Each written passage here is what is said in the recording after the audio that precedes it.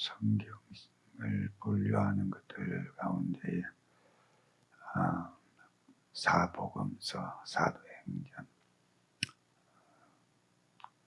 특징을 따라서 예수님의 행적을 기록하고 있는 사복음서를 마태, 마가, 누가, 요한, 이것을 사복음서다 그렇게 말하고, 사도행전은 이제 복음에 전파되어지는 성령의 역사로 되어지는 것이기 때문에 교회의 역사서로 그렇게 분류가 되죠.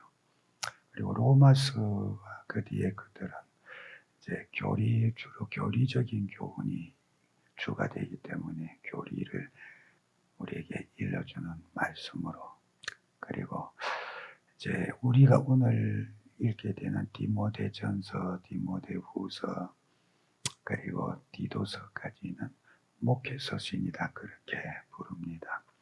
말하자면 교회에서 목회하는 목회자에게 필요한 교훈들을 주로 주고 있기 때문에, 그런데 그 세 목회서신 가운데 가장 목회적인 색채가 강하고 그리고 가장 풍부한 내용이 디모데전서입니다. 그래서 이 디모데전서를 바울이 언제 기록을 했는가 하니까, 처음에 로마에서 1차로 감옥에 갇혔었지요. 그때가 언제냐 하면 사도행전 끝나고 그 뒤에 보면, 사도행전 끝에 보면은 로마에 갔잖아요. 죄수의 몸으로. 그때 가서 얼마 동안 갇혀 있었던 그 기간을 말합니다. 그리고 풀려 나왔어요. 풀려 나와가지고 2차로 로마에 나중에 감옥에 갇혔다가 순교하지요. 그런데 여기에 풀려 나와가지고 이제 여기저기 전에 전도하고 교회를 세웠던 동방 교회 쪽에 아시아 쪽으로 그렇게 순행을 하면서 디모데를 여기에 말하고 있는 대로 에베소에 머물도록 내버려 두고 떨어뜨려 두고 이제 혼자서 그렇게 다닌 거예요. 물론 혼자는 아니죠. 따라가는 다른 교우들이 있었겠지만 자기의 중요한 멤버가 되는 디모데를 에베소 교회에다가 떨어뜨려 두고 그렇게 순방을 가는데, 그런 중에서 어디에선지 모르지만 이 디모데서를 기록해서 디모데에게 보낸 겁니다. 그 보내면서 왜 보냈는가 하니까, 우리가 읽어본 대로 또 분류되어지는 대로 목회를 위한 지도서입니다. 그 에베소에서 이제 디모데가 남아서 에베소 교회를 목회하고 있는데, 어린 디모데를 두고서 혼자서 이제 다니면서 늘 거기가 걱정이 되는 겁니다. 그가 말한 대로 참 자기가 복음으로 낳은 친아들 같은, 혈육 같은 아끼는 아들인데, 믿음의 아들인데, 얘가 몸도 좀 약하고 마음도 여리고, 그러니 어떻게 목회를 잘해갈까 하는 염려가 늘 있으니까, 그래서 그 목회를 어떻게 하라 하고 교훈하고 가르치기 위해서 보낸 서신이죠. 그렇기 때문에 여기에 이 디모데전서 전체 내용은 분명하게 다 나눠집니다. 첫째, 우리가 1장에서부터 쭉 우리가 반대로 내려가면은 이단들을 대하여서 너는 경계를 힘써하고 신앙을, 바른 신앙을 꼭 지키도록 해라, 그렇게 교훈을 하고 있어요. 그 다음에 이제 두 번째 넘어가면은 교회를 위해서 재직들을 세우는데, 집사도 세우고 장로도 감독자도 세우는데, 그 세우는 재직들의 자격이 어떤 것인가 하는 것을 말하고, 그들을 어떻게 세우고 어떻게 가르치고 지도해 갈 것인가 하는 것을 말하지요. 그리고 세 번째는 일반 세상 사람들에 대해서 어떻게 대할 거냐. 거기에는 왕도 있고 또 권세자들도 있는데, 그들에 대해서는 교회가 또 목회자가 어떻게 대해야 될 것인가 하는 것을 교훈을 합니다. 그리고 마지막으로 교인들에 대해서 목회자의 입장에서 어떻게 대해야 될 것이냐. 거기에는 남녀노유가 다 있으니까 그 연령에 따라서 성별에 따라서 목회자로서는 어떻게 대해야 될 것인가 하는 것에 대해서 쭉 교훈을 하고 있지요. 그래서 가장 디모데전서가 목회자에 대한 교훈으로서 가장 색채가 강하고 가장 내용이 많아요. 그만큼 첫 서신이기 때문에 굉장히 신경을 썼고 디모데에 대해서 그만큼 걱정이 많기 때문에 그가 모자라서 걱정이 아니라 항상 근심되는 것이 잘했으면 좋겠다, 어려움이 없었으면 좋겠다, 그런 것이니까, 그런 염려가 많으니까 우리말로 노파심에 그만큼 마음을 많이 썼다 그 얘기죠. 그런 마음을 담아서 이제 이 서신을 보내었는데 우리가 그런 것을 기본적으로 조금 알고 이제 이 말씀을 같이 보도록 하겠습니다. 1절, 2절은 우리가 늘 바울 서신서에서 보는 대로 그 당시, 지금은 편지 쓰는 형식들이 또 시대를 변하고 거쳐오면서 많이 달라지잖아요. 근데 그 형식이 그때는 다 이렇게 정형화되어져 있어요. 자기소개를 먼저 하고 먼저 인사하고 그 다음에 자기소개하고 받는 사람에 대해서 내가 누구에게 보냈다는 것을 명확하게 밝히고 그리고 문안을 하고 그렇게 하지요. 그런 서식의 서두는 항상 동일해요. 거의 동일해요. 우리도 옛날에 편지 쓰면은 그 편지 서두의 서식이 거의 같았지요. 우리가 편지 쓸 때에는 부모님 전상서 두루간에 평안하옵시며 그런 게 이제 첫 문으로 나갑니다. 부모님 앞에 올려드립니다. 그동안 집안은 다 별일 없이 평안하시고 또 기체 일양만강하옵시며 늘 몸에 불편이 없이 건강하게 잘 계시는지요. 그런 얘기요. 그러니까 먼저 내가 누구에게 편지를 드립니다. 그리고 안부를 그렇게 세세히 묻고 집안의 사정과 형편도 세세히 묻고 그리고 자 뒤에 가서는 저는 부모님 염려하시는 덕분에 항상 몸성이 잘 있습니다. 염려하지 마시옵소서. 아래 올 말씀은 주저리 이제 본론으로 그렇게 들어가지요. 그런 형식이요. 그런 형식. 근데 서신의 형식을 따라 보낸 성경인데도 그 시대의 그 형식을 그대로 항상 따라서 그렇게 기록이 되고 있죠. 여기에 먼저 우리 구주 하나님과 우리의 소망이신 그리스도 예수의 명령을 따라 그리스도 예수의 사도된 바울은 먼저 편지 보낸 자기 자신에 대해서 송신자의 신분을 먼저 밝힙니다. 우리 편지 형식은 옛날에는 안 그랬잖아요. 뒤에 가서 먼저 안부하고 인사하고 할 거 다 하고 뒤에 가서 아무개 그렇게 하는데 여기에서는 항상 보낸 사람 신분을 먼저 명확하게 밝혀요. 그런데 바울이 자기 자신을 소개하면서 말하면서 아들인데 여기서 말하는 대로 말하자면 신앙으로 자기가 낳은 자요 기른 자이기 때문에 제자이기도 하고 또 영적인 아들 자식이기도 하고 그런 관계 속에서 아주 끈끈하고도 참 친밀한 그런 정을 나누는 관계였기 때문에 뒤에 보면은 바울이 이 디모데에 대해서 얼마나 참 애정을 가지고 사랑했는가 하는 것을 절절하게 다른 서신서에서 보여줘요. 그런 관계 같으면은 우리 상식으로는 굳이 이렇게 소개할 필요 없잖아요. 예비 바울은 그래도 되겠고 그냥 아주 친근하게 해도 될 것 같은데 사실 여기 지금 자기를 소개하는 이 문구는 공적인 형식을 그대로 따고 있어요. 말하자면 상당히 어려운 상대를 대하듯이 공식적으로 자기의 신분에 대해서 명확하게 지금 그렇게 밝혀주고 있어요.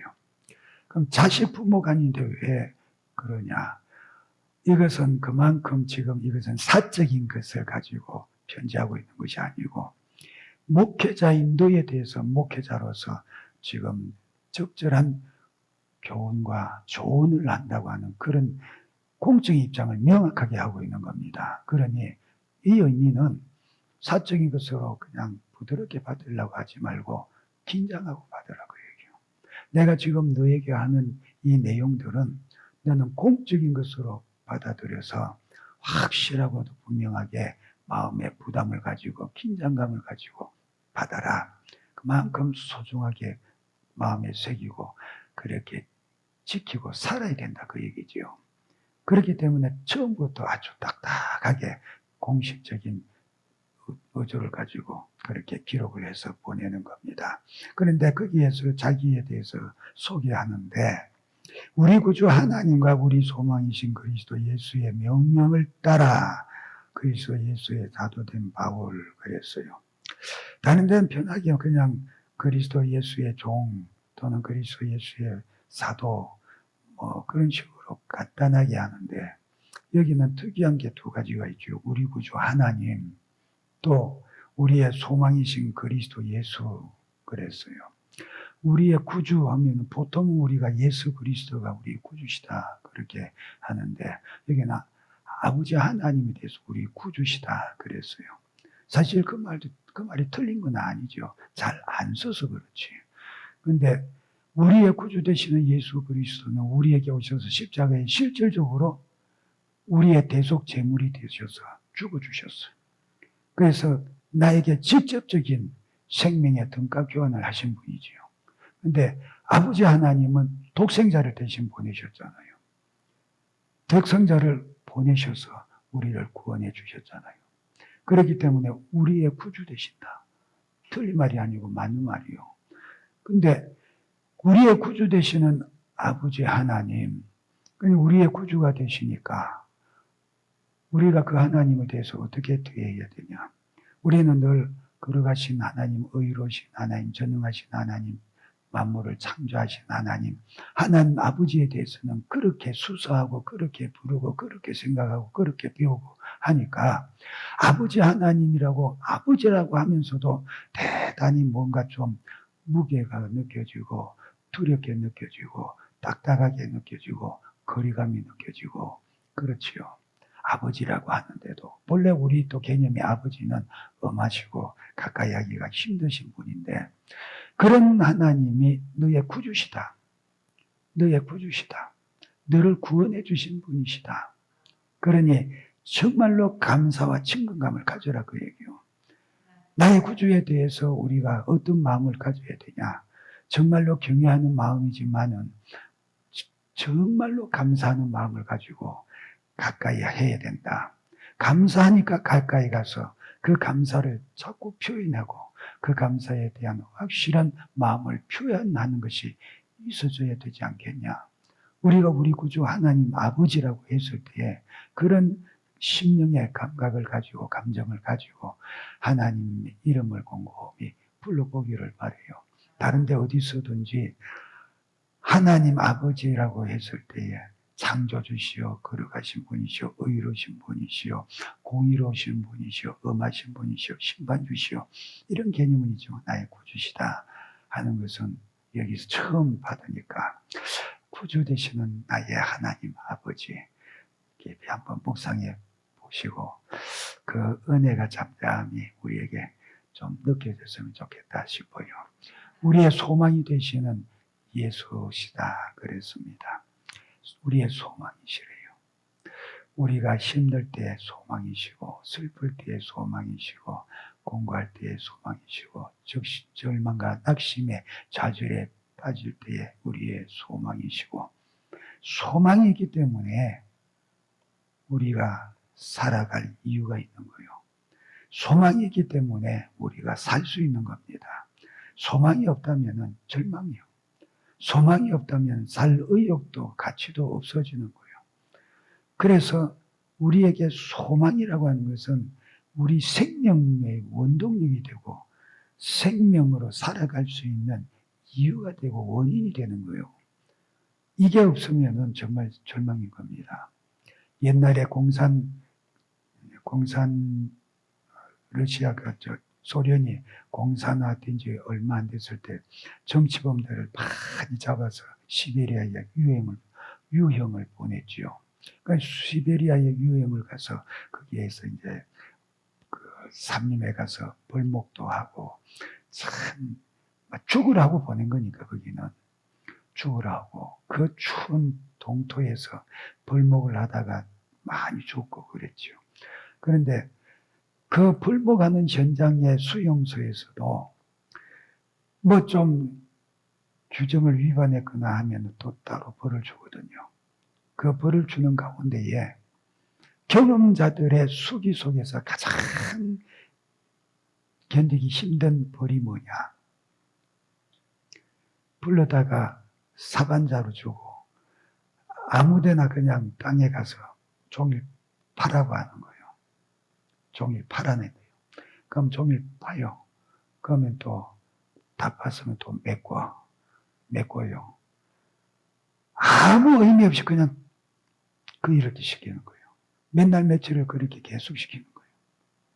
그러면은 힘들고 피곤한 것 처음에는 그런 그것이 있지만 나중에는 사람이 살살 정신적으로 감당하기가 어렵다는 거예요. 왜 그런가 하니까 무의미한 일을 하기 때문에. 거기에 무슨 목적성을 가지고 하면은 고달보다 힘들다 이것만이 남을 텐데 팠다가 그냥 묻고 팠다가 그냥 묻고 또 어떤 경우에는 돌 가지고 와서 그냥 하염없이 깨기만 하고 아무 목적이 없는 거예요. 계속 그 일만 반복시키면 정신병 걸린대요. 미쳐버린대요. 참 이해가 안 가죠. 우리가 언뜻 생각하기에는. 그런데 그렇대요.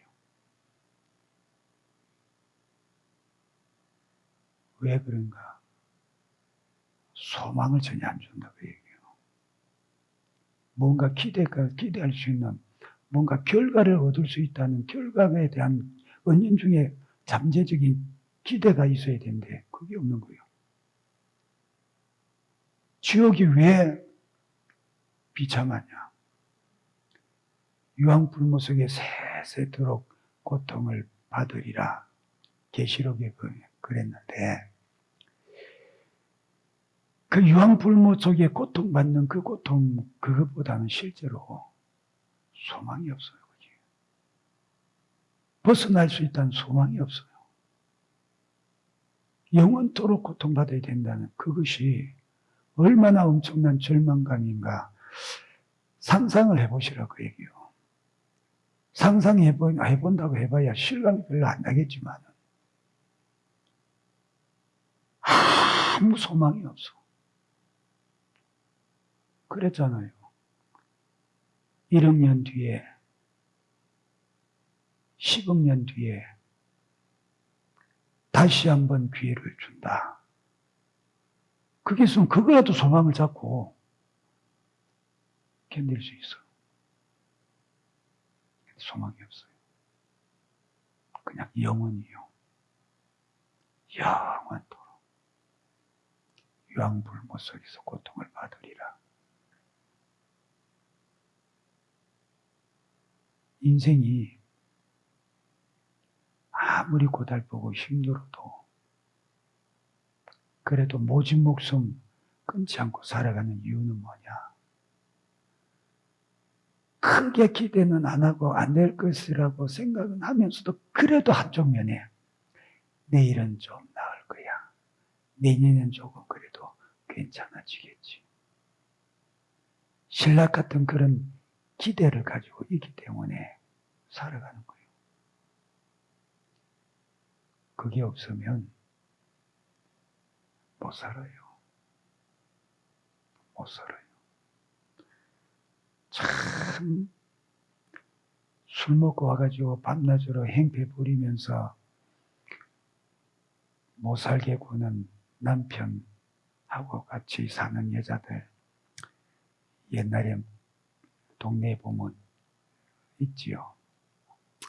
막노동하면서 돈도 제대로 못 벌어서 생활비도 제대로 못 주는 주제에 날품 팔아서 돈 좀 지면은 오면서 술 마시고, 지 혼자서 술 마시고, 그리고는 한 푼도 안 갖다가 주면서 술 마시고 와가지고 술 주정하는 거예요. 집안 살림 없는 거 두들겨 부수고, 지 아내 두들겨 패고, 자식들 두들겨 패고, 그러다가 지치면 쓰러져서 그냥 자고, 그런 것도 남편이라고 그냥 평생 붙어서 사는 사람들이 옛날에는 그냥 그러냐고 살았어요. 근데 그 사람들의 얘기가 뭐냐? 막 남편 욕하다가도 아이고 그래도 요런 건 조금 좋아졌다고. 남이 보고 듣기에는 참 가당치도 않은 건데 그런 거 하나 좀 그래도 나아졌다고. 아 그래도 뭐 자식한테 뭐 사탕이라도 하나 사주더라고. 사람 그래 될 것도 없는 거 가지고 그래도 그거 가지고 왜 얘기하냐? 소망이요 그게. 그게 기대요. 남편이 요만큼이라도 달라진가 보였다. 그러니까 그걸 가지고 그러니까 좀 달라질 변할 그런 여지가 있지 않느냐. 자기 혼자 체면 비슷하게 기대를 가지는 거죠. 그래서 사는 거예요. 그런 남편한테 붙어가지고. 근데 그 모든 소망이 끊어지면 죽지요. 근데 과거에는 그렇게 모질게 힘들어도 그렇게 버티면서 살아왔는데 요즘 사람들은 그렇게 살아라면 100이면 100 아마 도망치든지 죽든지 둘 중에 하나일 거예요. 아무도 그렇게 감당 못해요. 시절이 바뀌어가지고 그걸 감당할 만한 인내심이 없고 그런 고통과 괴로움을 한 번도 경험해본 기회가 없으니까 늘 편하게 살았으니까 그게 감당이 안 되는 거예요. 그러니 안 되지요. 우리의 소망이 되시는 예수 그리스도 왜 소망이라고 했냐? 디모데야 너 목회 힘들지 피곤하지 너 몸이 약해서 뒤에 보면은 너의 약한 비약한 위와 비위를 위해서 포도주를 조금씩 쓰라 그랬어요. 그만큼 약한 사람이요. 그러니까 목회하면서 사람을 대하는 것이 얼마나 힘들고 피곤하고 고달픈데 참 스트레스가 인간적으로 생각하면 스트레스가 굉장히 쌓일 수밖에 없지요. 그러니 네가 기도하고 성령의 충만함을 받아서 그 안에서 그 모든 것을 수호해내고 감당해내고 그리고 그것으로 이겨나가는 목회를 한다고 해도 육신적으로 오는 고달픔과 고통은 마찬가지거든요. 육체로 당하는 거는. 심령이 그것에 좌우 안 된다는 거지. 그런데 그런 속에서 조금이라도 잠깐이라도 육신으로 들어오는 나약한 생각, 비관적인 생각 또는 부정적인 생각 이런 것을 받아들이고 그것을 시인하고 인정하게 되어지면 그 심령이 급속도로 위축되면서 두려워지는 거예요. 그런 상황들을 안 겪는다고 말할 수 없지요. 근데 소망을 가지면은 소망은 고난과 고통을 이길 수 있는 힘이 되는 거니까 이유가 되고 원동력이 되는 거니까 그래서 소망을 가지라는 거예요. 디모데야 너 약한 거 안다. 심약한 것도 안다. 그런데 그런 속에서도 너는 신령한 은혜 가운데 성령으로 충만함을 가지고 목회 잘해야 되는데 예수 그리스도가 너의 소망이신 것을 잊지 말아라. 그 얘기죠. 네가 어떤 상황, 어떤 처지, 어떤 형편에 있다고 해도 그래도 너는 바라보고 의지할 수 있는 소망이 있다. 예수 그리스도가 너의 소망이다. 그 얘기입니다. 그러니까 낮에 우리가 들은 말씀에도 포도주가 떨어졌잖아요. 이거는 지금 큰일 난 상황이요. 어디 해결할 길이 없어요. 그냥 묵먹고 있으면 그냥 파장이 되고 그 잔치는 완전히 정말로 초라하게 비참하게 끝나고 말 수밖에 없는 그런 상황이죠. 근데 그 기쁨이 되고 축복이 되어져야 될 혼인잔치가 그런 식으로 파장이 되어지면 어떻게 되겠어요? 결혼 시작하면서부터 그 집안은 그냥 참, 야, 너희들 인생이 알만하겠다. 뭐 그러면서 비웃으면서 갈 사람들이 얼마나 많겠어요. 그런 상황이 대책이 안 선다고 했을 때 절망적일 수밖에 없잖아요. 근데 예수가 소망이에요. 아무도 몰랐지만 마리아는 보았고 알았고 그래서 소망이신 예수에게 와서 구하잖아요. 저와 여러분도 예수가 우리의 소망이 되시기를 바랍니다. 세상 가운데에서 우리가 기대 가지고 뭐가 있어요? 보기에는 그럴듯하고 될 것 같고 맞을 것 같은데 실제로 가서 부딪혀 보면 전부 다 우리 손바닥질에는 꺾여진 갈대요. 갈대가 이렇게 부러진 갈대는 뾰족뾰족하거든요. 그 손바닥에 찔러 들어가는 거예요. 그거 의지하면은 성경에 하나님이 그렇게 말씀했어요. 야, 유다야, 이스라엘아, 너희가 애굽을 의지하냐? 그 애굽 너희들한테 부러진 갈대다 그랬어요. 부러진 갈대다. 너희들 보기에는 대단한 강대국이라서 너희들을 멸망시키려고 하는 아수르나 바벨론보다 대단하고 상대해 줄 것 같냐? 아니다. 부러진 갈대다. 그거 의지해봐야 너희들 도움지도 못하고 너희들 오히려 고통받고 상처 입히게 되어지는 부러진 갈대와 같은 거다. 세상에서 우리 눈에 보여지는 것은 다 그런 거예요. 내가 볼 때는 애국같이 강대한 것 같고 힘 있는 것 같고 기대할 만한 것 같고 저기에 해결이 있다고 여겨지는 것 같아도 거기에 가서 그거 의지하면은 부러진 갈대같이 되어서 나를 상처 입히고 나를 고통스럽게 하고 망하게 하는 것밖에 없어요. 하나님의 자녀는 하나님께 소망을 둬야 돼요. 다른 어디에다도 소망을 두면 안 돼요. 하나님께서 그거를 바라보고 계시냐? 안 보고 계셔요. 내가 진짜 하나님 자녀가 맞다면, 내 안에 성령이 계셔서 정말로 하나님의 자녀로서 인침받은 자가 맞다면 하나님 절대로 그걸 안 보고 계시지요. 그러니 정신 차리고 항상 우리 주님께 소망을 두고 그를 의지한 자가 되기를 바랍니다. 세상 것에 소망을 두지 말라 그 얘기요. 그러니 우리 구주 하나님과 우리 소망이신 그리스도 예수의 명령을 따라, 명령이라고 하는 것은 절대로 지켜야 돼요. 그거 어기면 바로 버립니다. 군인들 군법이 엄하다 그러지요. 그 군인들은 명령이 절대 생명이요. 명령했는데 불순종하면 그 군대 아닙니다. 보세요. 명령을 해도 부당한 명령은 거부할 수 있다. 그런데 그 부당한 명령이라고 하는 것은 지간이 자기 개인적인 사욕을 위해서 또는 이적적인 행위를 하는 것에 대해서는 명백한 것이 보여질 때는 거부할 수 있겠지요. 그래도 그 명령 거부 자체는 불법이요 죄이기 때문에 군법에 넘어가서 이제 조사를 하게 되어지는 겁니다. 무조건 그러니까 제1위 명령에 절대 복종해야 되는 거예요.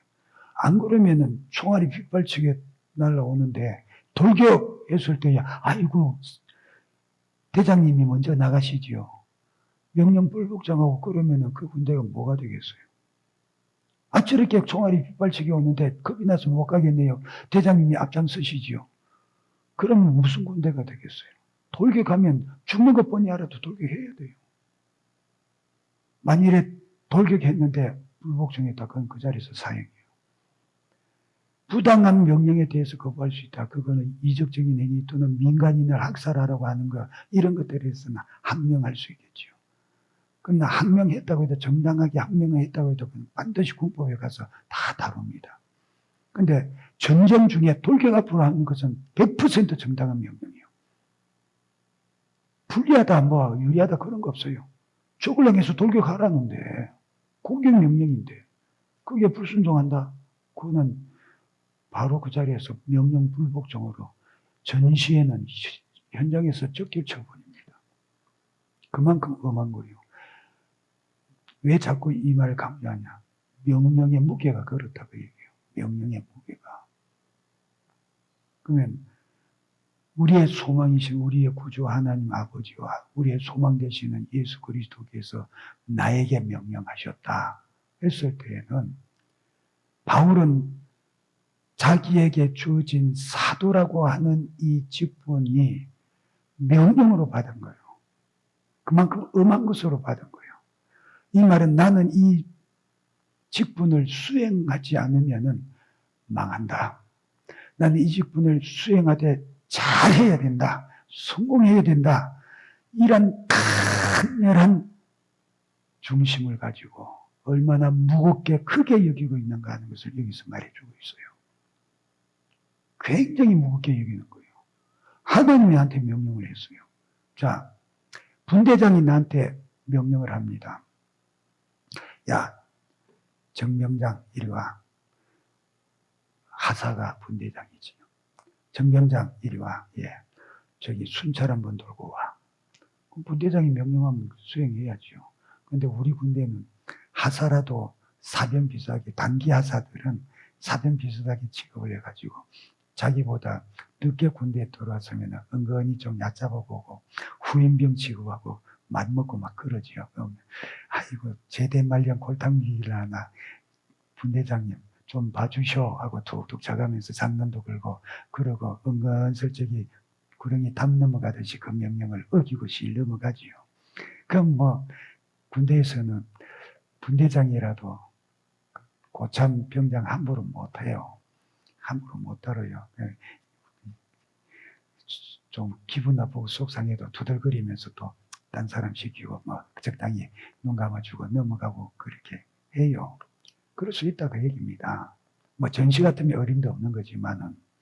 근데 사단장이 와가지고 야 정병장 예 순찰 들고 와. 그게 뭐 딴소리 할 건 뭐 있어요. 같은 명령이라도 무게가 다른 거예요. 무게가 달라요. 거기다 대고 분대장 하사 이제 막 부임한 분대장 하사한테 대하듯이 그렇게 대할 수 있겠어요? 어림도 없잖아요. 죽으려고. 지금 바울은 자기에게 사도의 직분을 주신 것을 하나님이 내게 하신 명령으로 나는 받고 있다. 그러면 하나님 위에 누가 있어요? 아무도 없어요. 황제라고 해도 하나님 밑인데 황제가 명령을 해도 누구도 그 역할 엄두를 못 내고 빠릿빠릿 움직여야 되는데 하나님이 내게 명령하셨다. 이거는 목숨 걸어놓고 내가 감당해야 될 사명이요 직분이다. 바울은 자기의 사도의 직분에 대한 의식이 어떤가 하는 것을 이것으로 확실하게 증거하고 있어요. 그런데 다른 어떤 것보다도 여기에 이렇게 명령이라고 하는 강한 용어를 사용하는 이유가 뭐냐? 디모데야 너도 같다고 얘기해. 디모데야 너도 목회 현장에 있는 목회자로서 그 사명을 하나님으로부터 받은 명령으로 받아야 된다. 그 얘기죠. 그러니까 처음부터 아주 강하게 목회하는 디모데에게 목회자로서의 의식과 그리고 목회에 대한 생각을 확실하게 자세를 심어주려고 애쓰고 있는 것이 보여줘요. 너도 받은 명령을 따라서 목회의 직분을 하고 있어요. 무겁게 여기고 엄미하시게 받아들이고 이것을 위해서는 이 목숨까지라도 확실하게 걸고 최선을 다하는 자가 되어야 된다. 그 얘기입니다. 하사 분대장하고 사령관 그 사단장의 별 2개짜리 사단장의 명령하고 왜 그렇게 차이를 줍니까? 그 명령을 동일한 명령인데도 받는 사람이 왜 그렇게 차이를 둡니까? 크기가 다르니까. 내가 신앙으로 산다고 하는 것은 내가 예수 그리스도를 구주로 영접하여서 거듭났다. 예수가 나의 구주십니다. 고백하고 믿고 그리고 거듭났다고 하는 그 순간부터 그 사람은 하나님 앞에 이미 약속하는 겁니다. 약속되어지는 거예요. 그게 뭐냐? 이제는 내 육신의 삶은 아무것도 아니고 주를 위한 삶이 가장 큰 것으로 여기고 살겠습니다. 그 얘기요. 주를 위해서 섬기며 살고 신앙으로 사는 이것이 나의 인생에 있어서는 가장 큰 것입니다. 내 삶에 있어서 그 어떤 것보다도 비교할 수 없는 큰 것으로 여기고 살겠습니다. 그 약속이요. 그럼 그렇게 살아야 되잖아요. 그럼 그것이 더 크다고 할 때에는 내 개인적인 육신의 삶은 전부 다 뒤로 제낄 수 있어요. 밀어둘 수 있어요. 왜? 이것이 더 큰 거니까. 이것이 더 시급한 거니까. 그런데 우리가 실제로 그러냐? 바울은 그랬어요. 디모데도 그랬어요. 근데 우리는 내 개인적인 육신의 삶을 위하여서 필요한 것이 바쁘고 내 육신에 유익된 것이 급하고 내가 좋아하는 것이 더 다급하고 그러니 항상 주의 일은 뒤로 미루잖아요. 주를 섬기고 주를 위하고 주를 기쁘시게 하는 일은 자꾸만 미뤄두잖아요. 어떤 것이 더 크냐? 내 것이 더 크다 그 얘기죠.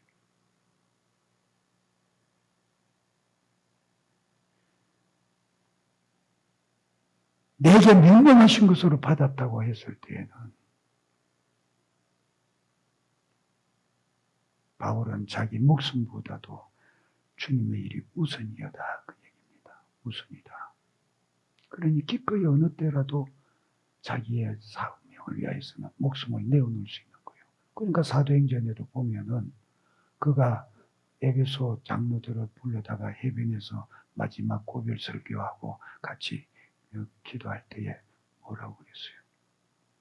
내가 그리스도 예수께 받은 이 복음을 전하는 일을 마치려 하면은 내 목숨을 조금도 아까운 것으로 여기지 아니하노라.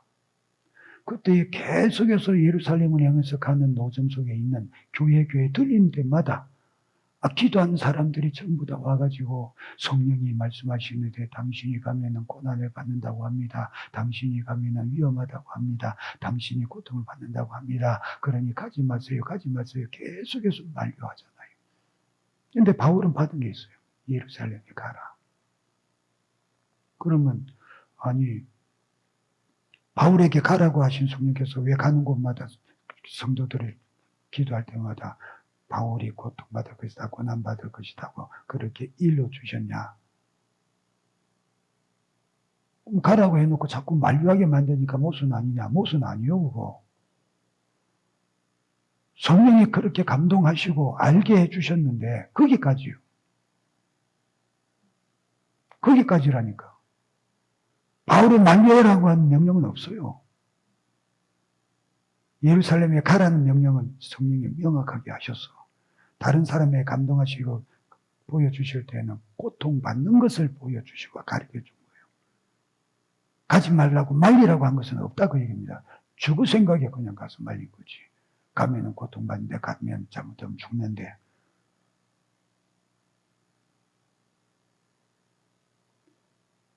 그러니 위해서 기도해 주라는 거지. 만류하라는 게 아니에요. 그러니까 바울이 가는 데마다 귀찮은 거예요. 자기는 가야 되는데 자꾸만 성령께서 이랬다고 하니까. 그럼 누구한테는 그렇게, 나한테 그렇게 가라고 하신 성령이 누구한테는 나 가지 말라고 만류하디? 그건 없어. 근데 바울이 계속해서 가는 데마다 그렇게 경고하는 말을 들을 때에 예루살렘에 가면은 확실히 환난이 기다리고 있고 고통받겠구나. 힘들겠구나. 죽음도 각오해야 되겠구나. 그런 마음을 왜 안 가지겠어요? 그렇지만 가는 거예요. 그렇지만 가는 각오가 뭐냐? 그리스도께서 내게 맡긴 복음을 전하는 일을 마치려 하면은 내 목숨을 조금 더 아까운 것으로 여기지 아니하노라. 내 목숨보다 큰 것이 주님이 나를 사도로 명하시고 일 맡기신 것이다. 그 얘기예요. 그래서 간다는 거예요. 그런 각오가 어디서 나오냐? 명령을 받았다. 온 우주 영계와 이 세상 인간계의 모든 것을 통틀어서 최고 극자가 되시는 창조주 그분의 명령이다. 군대에서 사단장 명령, 사령관 명령에 비할 거냐? 어림도 없다. 황제의 명령에 비할 거냐? 어림도 없다. 창조주 그분의 명령이시다. 그분의 명령보다 크고 무거운 것이 어디에 있느냐? 그러니 내 목숨을 아까운 것으로 조금도 아까운 것으로 여기지 아니한다. 바울의 심정이 그랬다고 얘기합니다. 근데 오늘날 저와 여러분은 말씀을 통해서 우리 명령으로 받아야 돼요. 이 말씀은 다 명령으로 받아야 돼요. 내게 하라고 하신 것이니까. 하지 말라고 하신 거니까. 그런데 우리가 이 말씀을 대할 때 그렇게 무거운 명령으로 받느냐 그 얘기예요. 그렇게 받느냐 그 얘기예요. 농담같이 여기잖아요. 롯이 두 천사의 경고를 듣고 지 딸하고 약혼한 예비사이한테 찾아가서 야 빨리 나하고 이 성을 나가자. 하나님이 경고하시는데 유황불로 심판하신단다. 빨리 나가자. 그러니까 성경이 뭐라고 그랬어요? 농담으로 여기더라 그랬어요. 예비사이들이 롯이 말하는 것을 들으면서 농담으로 여겼다 그랬어요. 우리가 하나님 말씀을 들으면서 나에게 하시는 하나님의 의미하신 명령으로 무겁게 받아들인다면은 우리가 이 말씀대로 살려고 얼마나 두려워하면서 몸부림치고 힘쓰겠나. 근데 아무 부담이 없잖아요. 말씀을 대해도 부담 없고 들어도 부담 없고 자기의 죄가 지적당해도 별 부담이 없고 그게 죄였나? 그런가 그래. 그러고 말지 내가 죽게 되었구나. 그런 긴장감과 두려움을 가지고 있느냐 그 얘기예요. 그걸 고쳐라 회개하라는 것이 의미하신 명령인데 그 명령을 명령으로 받지를 않고 있잖아요. 아무것도 무거운 게 없어. 그러니 바울의 자세와 우리의 자세가 벌써 다른 거예요. 그러니 신앙생활 자체도 질이 달라질 수밖에 없죠. 나부터도 그렇잖아요. 나부터도. 얼마나 더 걸어가고 얼마나 더 경건해야 될까. 바울의 삶이 상상이 안 되는데 상상이 안 되지만 그래도 말씀을 통해서 우리에게 보여주고 있는 만큼이라도 따라가야 된다. 모양이라도 그렇게 본받아 보려고 흉내라도 내봐야 된다. 이런 마음의 부담이라도 가지고 몸부림이라도 쳐봐야 되는데 안 하잖아요. 그런 생각조차도 막 귀찮고 머리 복잡해서 안 하려고 들지. 단순하게 사는 거 좋지요. 단순하게 사는 거 좋지요. 근데 하나님 앞에서 진짜 단순하세요. 어떻게? 그냥 직진하세요. 말씀에 순종해서. 말씀 순종한데 직진하시라고. 이것저것 따지고 궁리하지 말고. 그 아무 소용없는 건데.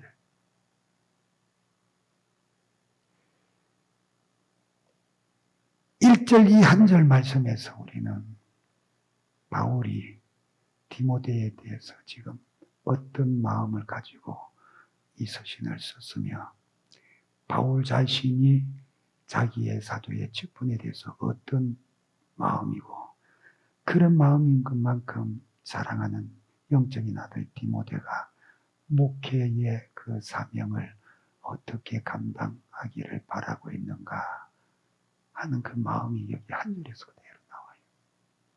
그대로 나오고 있어요. 저와 여러분도 하나님 앞에서 주님의 말씀을 무겁게 받기를 바랍니다. 내 삶의 어떤 것보다도 더 큰 것으로 여기고 더 우선시할 수 있는 자 되기를 바랍니다. 그것이 신앙생활이고 그것이 믿음의 분량이요. 그것이 내 육신 것보다 커질 때에 하나님 비로소 믿음으로 인정하시지. 그렇지 않은데 어떻게 인정이 되겠어요? 저울에 달아보니까 기울어. 어디로 기울었냐? 하나님께로 기울어야 되는데 자기 쪽으로 기울어버려. 그럼 뭐에 쓸 거예요? 다니엘서 해봐요.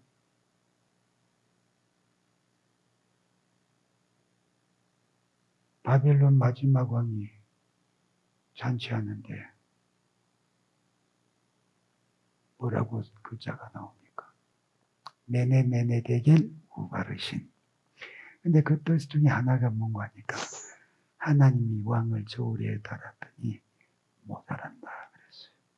모자란다. 그렇기 때문에 당신의 때는 끝났습니다. 그랬어요. 하나님께서 저와 여러분을 바라보실 때에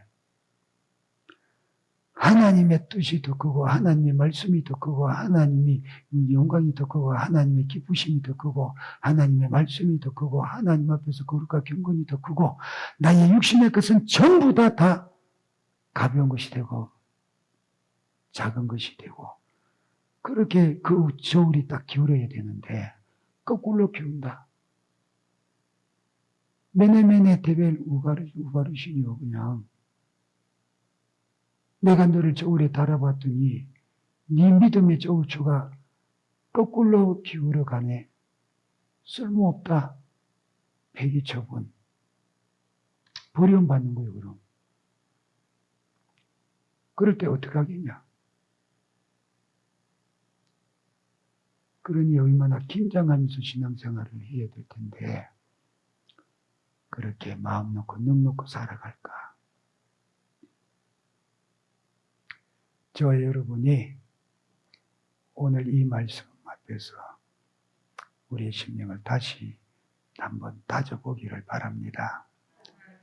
긴장하고 정말로 하나님 말씀을 명령으로 받고 나의 모든 것보다 가장 크고 우선된 것으로 그렇게 인정하고 실제로 그렇게 살아가는 저와 여러분 되기를 주님의 이름으로 축복합니다.